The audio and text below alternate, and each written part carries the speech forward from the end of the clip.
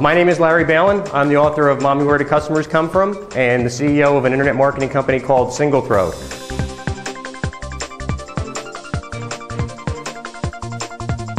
When I was a little kid, I used to just hope and pray that one day I'd be famous.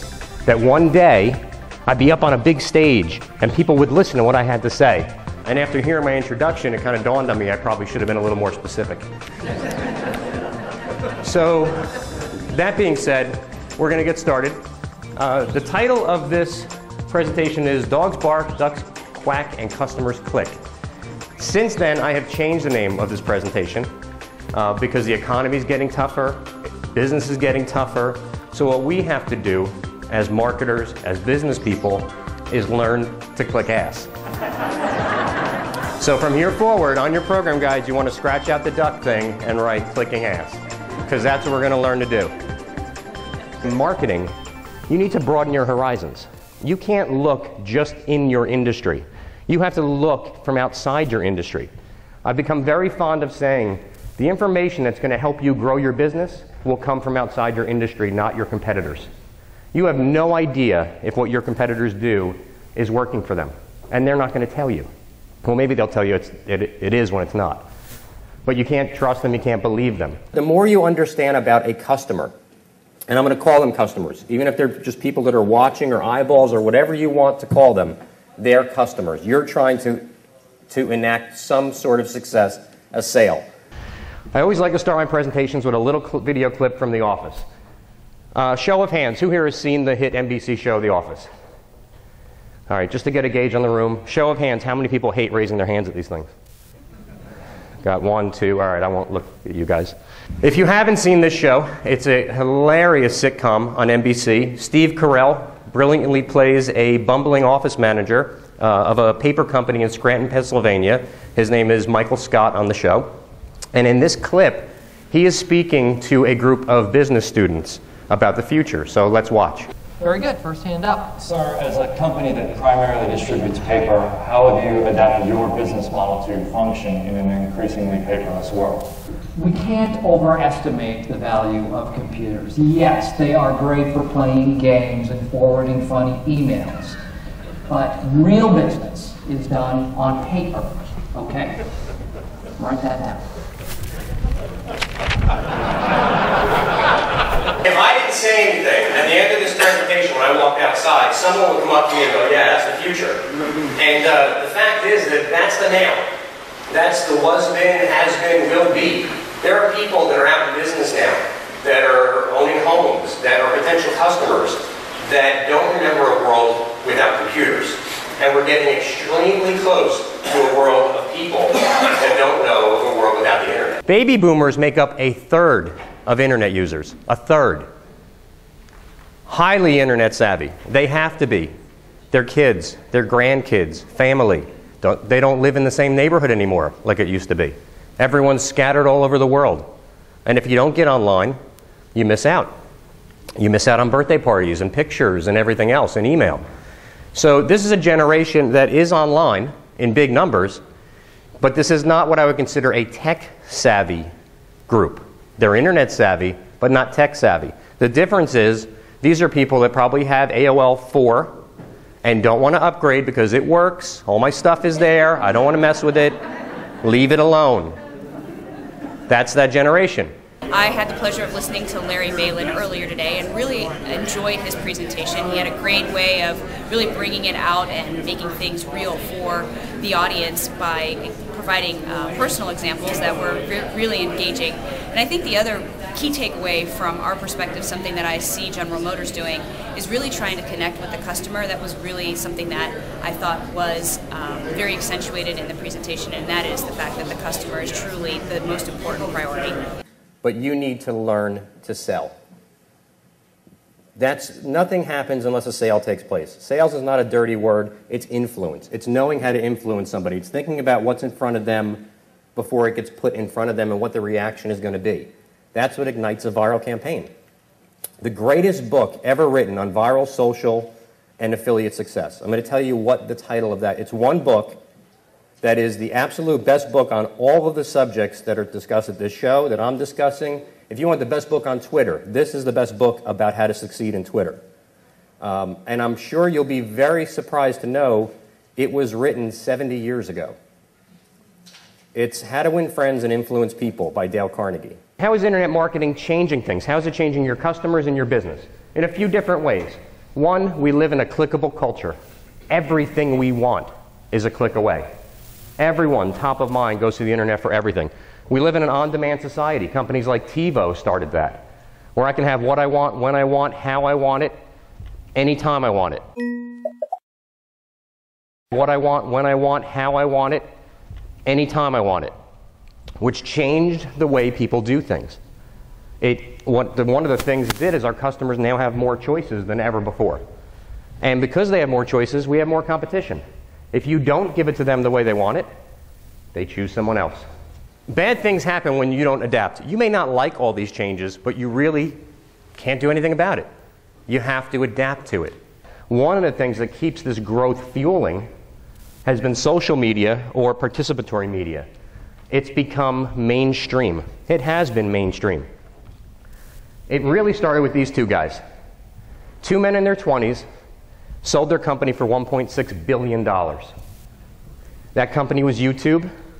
The company that bought them was Google. Now I know what you're thinking because I could see your head shaking. $1.6 billion is a lot of money. But these guys put in almost 2 full years, so they really put their time in. Future ain't what it used to be. YouTube was not worth $1.6 billion in the traditional sense. The reason they were worth $1.6 billion to Google is because they changed the world. How many companies can boast that they changed the world? Show of hands, keep your hands up. Even people at home, keep your hands up. How many people here have watched a video online? 98.9% of the room. Look around this room. Isn't every age group imaginable represented here? The demographics for YouTube are everyone. You want to know who uses YouTube? Everyone uses YouTube. It's that simple. Bless you. YouTube has 65,000 uploads of new video every single day.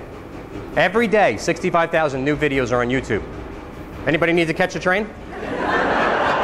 Nobody? Good. And there's 100 million videos watched every day. 100 million videos. That's changing the world.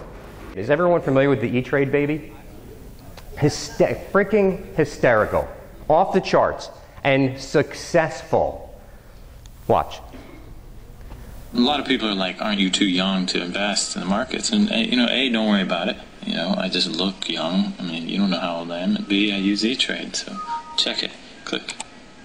I just bought stock. You just saw me buy stock. No big deal.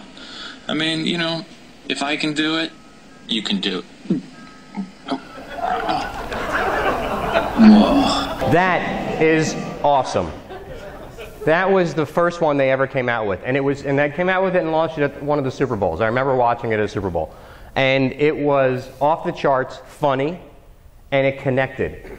This is the latest one they've come out with. They've come out with about 7 total. I would recommend going to their website, and they have a list of them all as well as outtakes. This one, now they're even honing it down. That one made me go, wow, E-Trade must be easy. You know, it kind of puts that in your head. But boom, up, I bought stock. So if you're thinking about it, that's the easiest place to do it now. Keep the word easy in mind, because I'm going to touch on that later. This one, now they're targeting segments, the people they want to be in front of. So watch this. This is weak, man. Frank's trying to not pay me my winnings for the Skins beatdown I just issued him because his 401k's tanking. It's like, dude, you got to grab the reins, man. Get E-Trade, do some analytics, do some research, and take charge so I don't have to subsidize your lack of golfing skills. And then the night told, you moved your ball. Frank, it was on the cart path. Why don't you try reading the rules, Shankopotamus? Those are freaking great. Why are they great? Why do they make E-Trade money? They connect. They connect with everybody. This clicks ass because it evokes emotion. You won't sell anything unless you evoke emotion.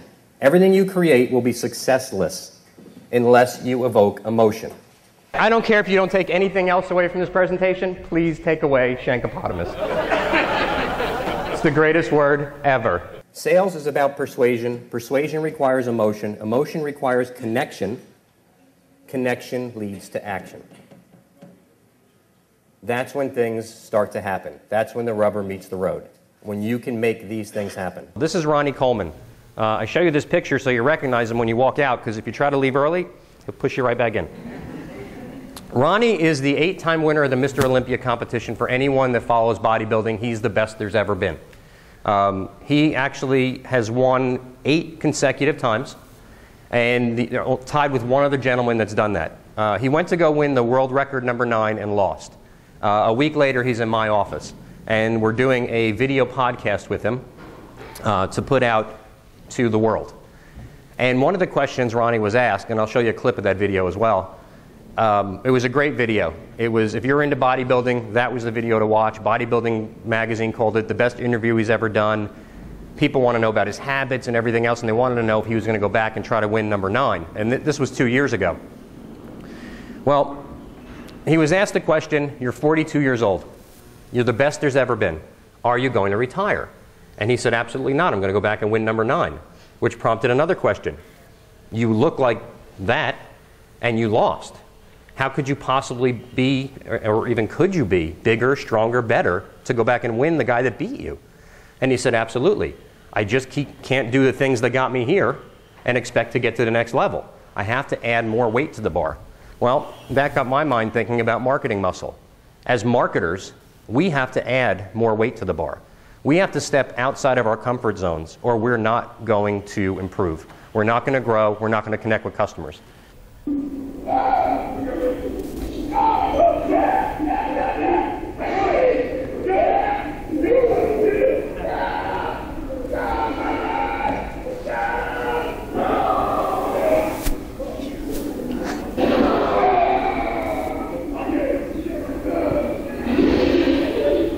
You hear that thing hit the ground? That's 900 pounds. He lifted it twice. 900 pounds. He's one of the only people in the world that can deadlift 900 pounds. I think the only other person in the world that can do it is Stan. Actually, I think he's the only other person that can do that. Right. He said that's right. He said it at dinner, so that's 3 times he says he can do it. 3 times. There's thousands of those videos. That's entertaining. I don't care where you come from. That's entertaining. When you think like a customer, you start to target. The web is not a place for a shotgun approach. It's a very targeted approach. I only want to be in front of people that want to be in front of me. You have to think like a customer. So if you're writing things down, that's what you need to write down. Social media with no strategy drives traffic. Strategic thought and value creates revenue. I'm a born and raised Jersey guy. I come in and out of the city all the time. Traffic has never, ever meant anything good to me, ever, ever. It's the same thing with the web. It's slowdowns, it's interruptions. How much time are you going to spend with bad leads?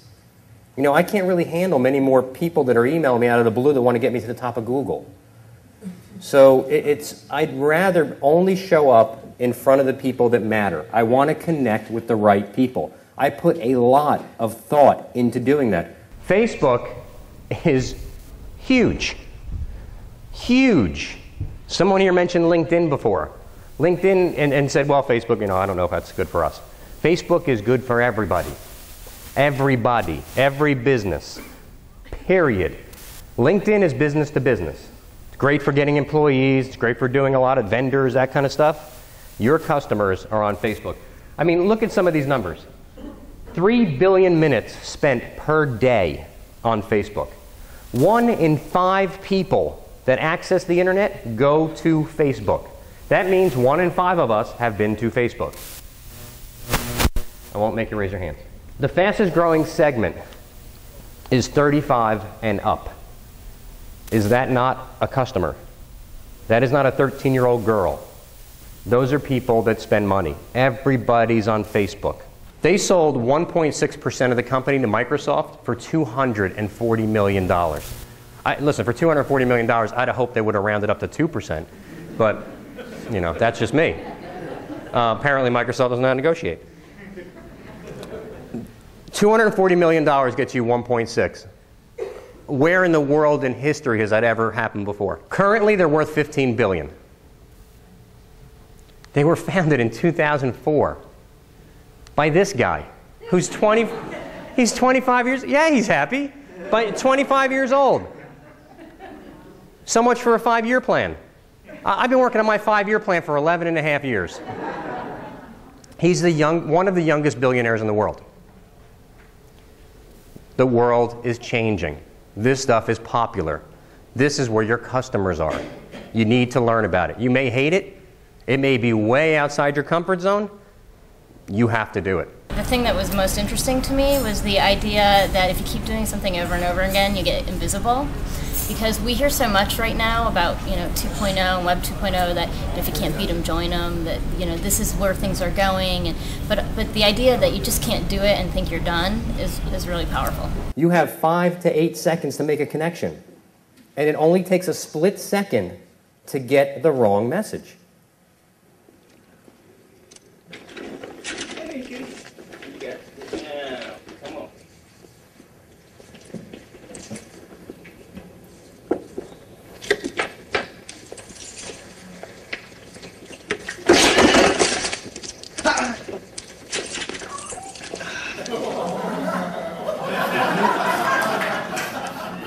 That video is friggin' awesome. If I just need to laugh, I watch that, and I've seen it like 1,000 times. That is the best video everywhere, but it makes a point really quick, doesn't it? You have to stand out or stand aside, period. You cannot keep doing the same things you've been doing. Being unique and real will help you break free from all the noise. The issue is if you're not diverse and you rely on one marketing outlet, it's very easy for your competitors to gobble up your customers, because they're there. So when one solution is failing, and that's the lesson here, you need another one to carry you through.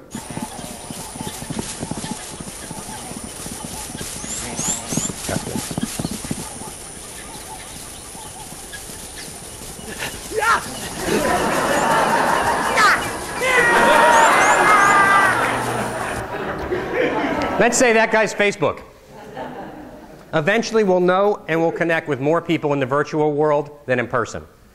You may be saying, not me. I'm a relationship guy. I'm the guy that's it's face-to-face or it's nothing. Well, guess what? It probably is nothing.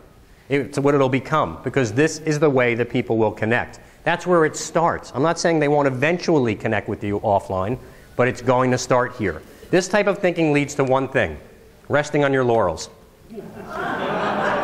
Just by the size of that laugh, I know this is a little bit of an older crowd. I did this last week in Atlantic City. Crickets. You heard crickets. It was a technology show. All this knowledge that I've just given you, all the knowledge in these books, we are going into a brand new decade. This is the end of an era. What got you to this point will not, I promise you, will not get you through the next decade. The world is changing every minute of every day very fast.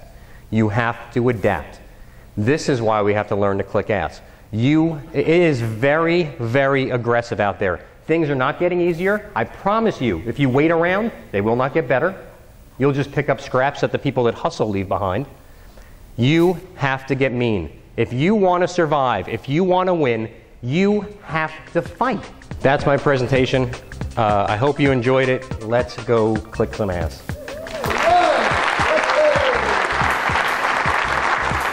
I just heard Larry Bailin speak at as a luncheon keynote, and he was just so amazing.